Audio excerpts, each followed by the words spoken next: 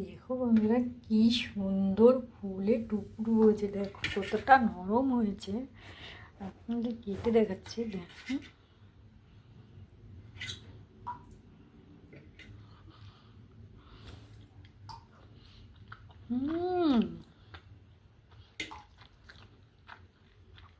দেখো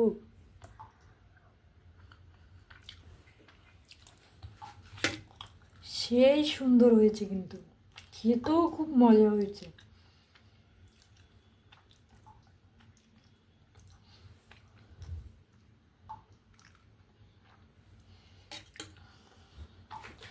আমি first try করলাম, কিন্তু খুব সুন্দর হয়েছে।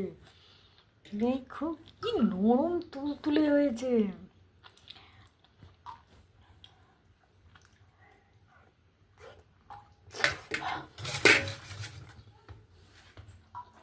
বন্ধুরা দেখো, আমি এখন একটু বানাচ্ছি।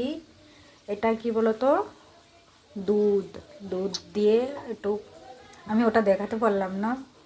আর এখানে করেছি আমি এরকম, এটা সুজি দিয়ে, একটু ডিম দিয়ে সুজির রসবড়া পিঠে বানাচ্ছি। তা আপনারা কে কে রসবড়া পিঠে খেয়েছেন আমাকে জানাবে।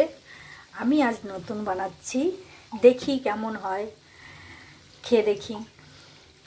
এগুলো সুজি আর দিয়ে ভালো করে এটা দিয়ে আমি এখন একটু লাল লাল করে ভেজে তারপরে দুধের মধ্যে ভিজিয়ে রাখবো 1-1.5 ঘন্টা। তারপরে হয়ে যাবে। তখন হয়ে গেলে আপনাদের আবার দেখাচ্ছি।